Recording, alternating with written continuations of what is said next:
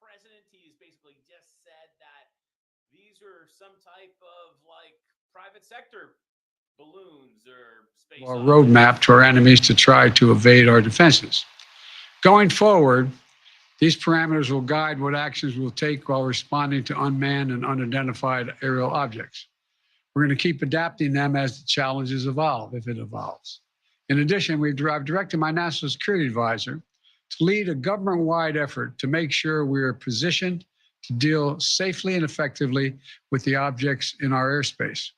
First, we will establish a better inventory of unmanned airborne objects in space above the United States airspace and make sure that inventory is accessible and up to date.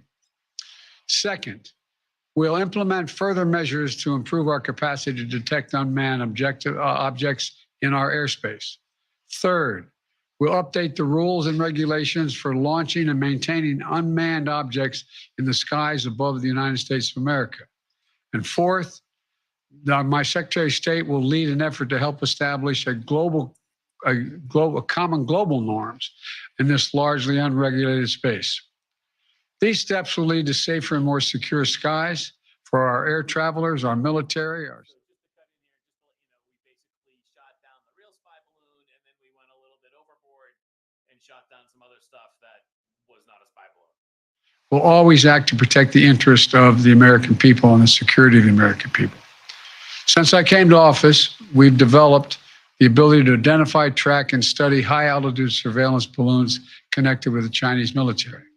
When one of these high-altitude surveillance balloons entered our airspace over the continental United States earlier in the month, I gave the order to shoot it down as soon as it would be safe to do so. The military advised against shooting it down over land because of the sheer size of it. It was the size of multiple school buses and it posed a risk to people on the ground if it was shot down where people lived. Instead, we tracked it closely, we analyzed its capabilities, and we learned more about how it operates. And because we knew its path, we were able to protect sensitive sites against collection. We waited until it was safely over water, which would not only protect civilians, but also enable us to recover substantial components for further shut it down, sending a clear message. Is unacceptable. We'll act to protect our country, and we did.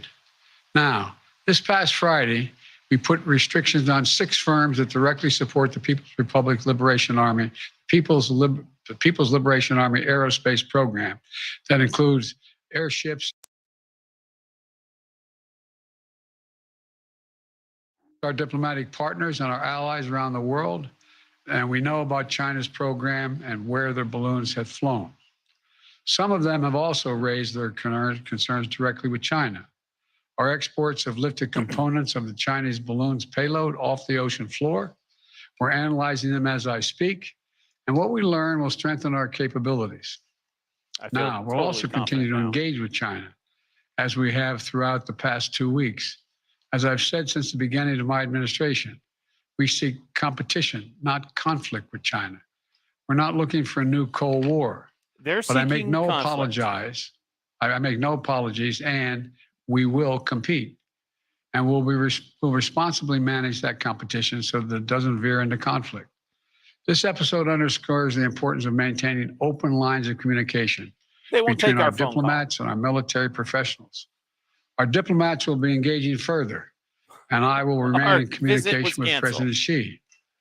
I'm grateful for the work of the last several weeks of our intelligence, diplomatic, and military professionals who have proved once again to be the most capable in the world. I let the spy balloon fly over our country. The other thing I want to point out is that we are going to keep our allies and the Congress contemporaneously informed of all we know and all we learn. Sure, we will. And we won't tell them I expect to be speaking with President Xi. And I hope we're going to get to the bottom of this. But I make no apologies for taking down that balloon. Thank you very much. I'm leaving without taking questions. Sir, the question wasn't. Sir, there's been criticism. There's been criticism that this wasn't. There's been criticism that this. by your family's business relations. Sir, Mr. President, there has been criticism. Man. Did you overreact? Mr. President, there has been criticism that this was an overreaction that was done because of political pressure. You come to my office and ask the question. We have more polite people. Mr. President, why have you chosen Poland for your trip to mark anniversary of the war? And what's your message? What? When are you speaking to President Xi, Mr. President? All right. Well, the president, you know, he thinking about taking a couple of questions, but he couldn't decide which questioner to take it from. Too many people shouting, so he decided to turn and walk away. Defense Secretary in the Trump administration, Mark Esper, hung with us through all of this. Mr. Secretary, you either take questions or you don't take questions. You either turn from the podium and walk straight to the door, or you stay and answer questions. You don't do what the president just did, which was turn around 2 or 3 times. He full well knew what that question was that he wanted to answer. Then he's like, hey, just come to my office later. Yeah, like, I'm sure it's really easy to just stroll into the Oval Office. But he had heard a bunch of questions that he didn't want to answer. And he was probably told, hey, yo, Joe, after the press conference, just turn right around. Don't take any questions because you can't ad-lib that well. You just read right off the prompter, and don't turn around and take any questions. And of course, he gave some smart aleck answers there. See, our focus is totally toast. This is the first time we've ever done a live shot like this. So you know what? Let's fix the focus. Hold on. Almost took the whole computer with us.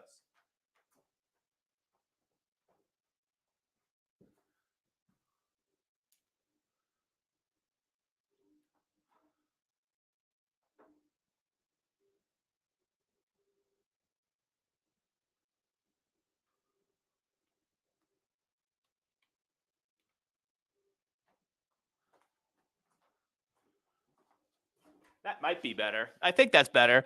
There's a quick handheld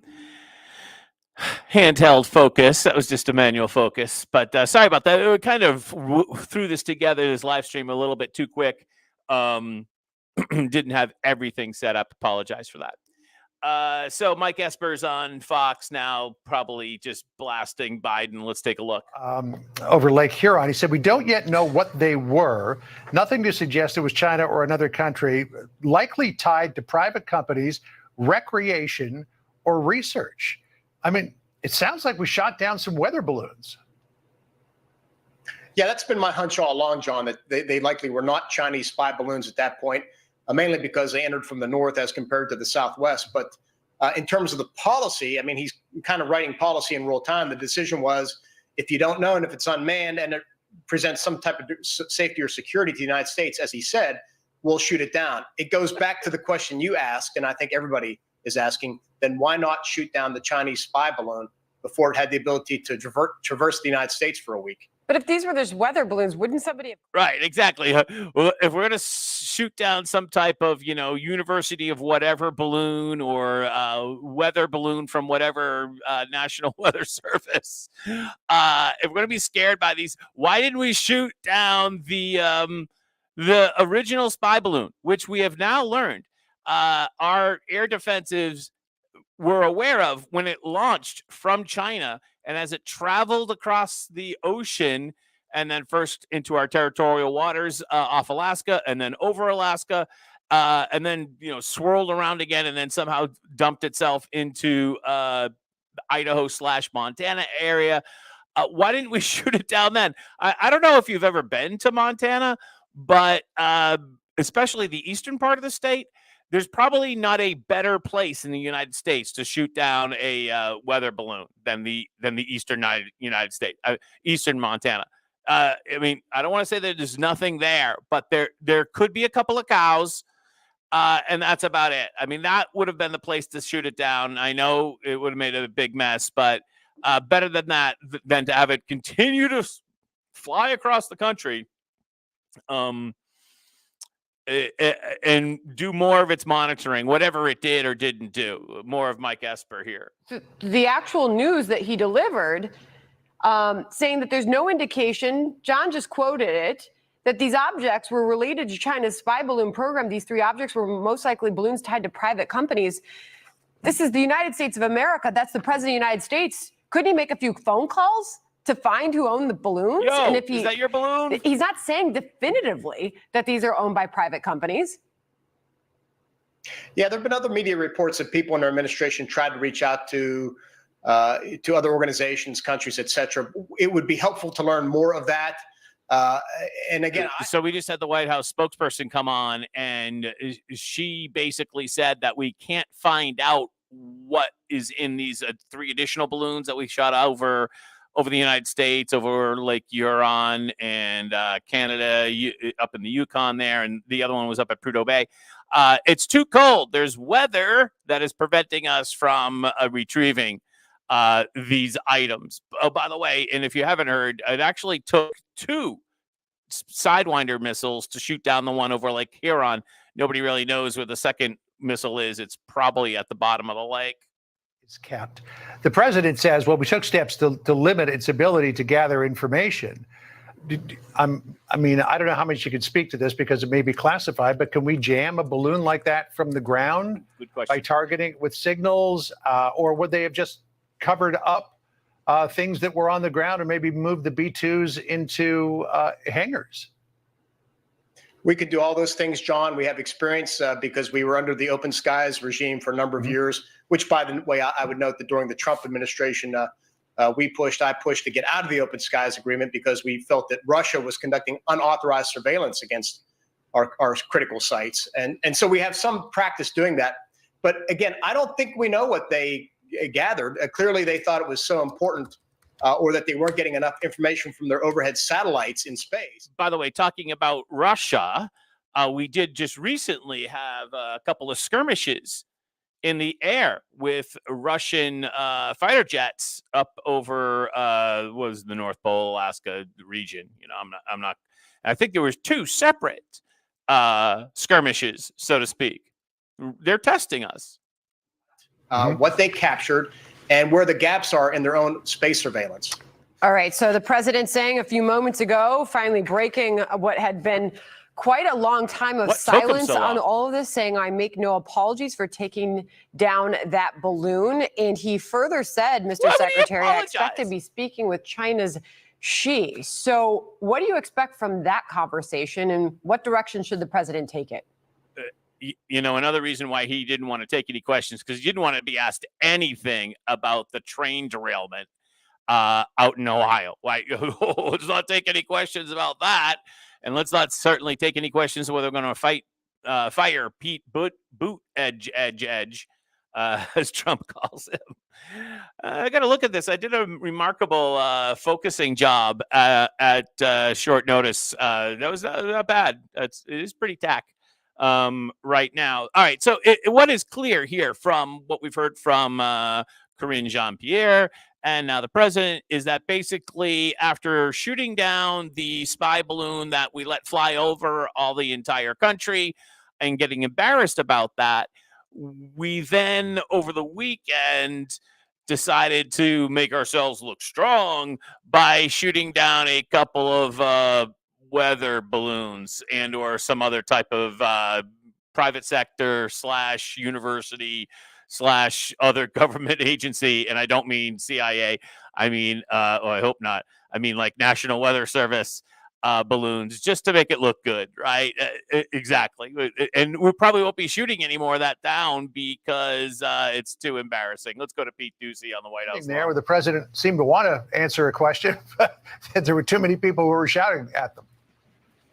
It's something that we haven't really seen before, because usually if he commits to answering a question, then he's going to answer at least part of it, or even if it's a really short response. But in that room, the South Court Auditorium, the way that it's laid out, it's 2 rows of theater-style seats, like movie theater-style seats, about 10 seats in each row on either side of where the president is speaking. And while it looked like he was, that one reporter to his right had his attention, was asking a question about political pressure and shooting down the balloon. And before the president could really start answering, somebody over to his left shouted out a question: is our relationship with China compromised by your family's business relationships. To which the guys. president said, "Give me a break, man." And then he paused and said he was going to come back when there were some more polite people in the room. Don't ask about Hunter. That is not something that we have seen before. We see the shouting all the time, and we see tough questions all the time. But that's the first time that the president has decided to start and then stop. The broader issue here, whether or not Indecisive. this is something that is going to satisfy critics of this president who don't think that he's been transparent throughout this process, it remains to be seen. But he's still saying that a lot of the parameters that they're going to use, these new rules that they're coming up with for shooting down unmanned aerial objects over the U.S., are going to remain classified. He says he doesn't want to give the enemies Probably or should be bad remaining actors classified. the roadmap for how the U.S. is going to respond. But one of the big complaints on Capitol Hill is that a lot of the stuff that is classified regarding this doesn't need to be, that it could be out there. And so as for whether or not people are going to pipe down on Capitol Hill and move on to some other issue, that seems unlikely. Peter, that was an interesting moment. The question and answer portion of that.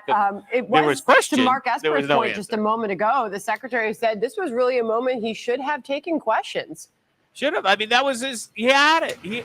But he can't handle it. And he that can't handle the questions. I think, again, based on what he left out, where he's saying that we essentially don't have rules, or we didn't have rules until a couple days ago for shooting down unmanned aerial objects over the U.S., but now we have rules and they're going to remain classified. That opens up a whole new set of questions, and it would have been nice for him to explain a little bit more of his thinking. But at the same time, this story is not going anywhere, since it sounds like there has not been an uptick in these balloons. He's saying that we just see more of them now because they upgraded or enhanced the radar capabilities. And so there's going to be a lot more. Yeah, like in the same way we're seeing a lot more train derailments now. Actually, there's a lot of train derailments anyways. It's just that we're seeing them because of the horrific thing that's happening in Ohio. Yeah, so now they're back to the $3 and goodbye, Peter Doocy. I love John Roberts in this situation, by the way. Big John Roberts fan. He's got that like gray hair and that newscaster steadiness that and he also got his like a little bit of a Fox angle with like, you know, I'm not gonna stand up and listen to all of this. Let's go back to the president in priority discussion for the president should have been around China's spy balloon, Comfortable starting with this? which was threatening the United States. And it's unfortunate that he didn't enlighten us to the degree of what the success of that mission and what they've learned from it.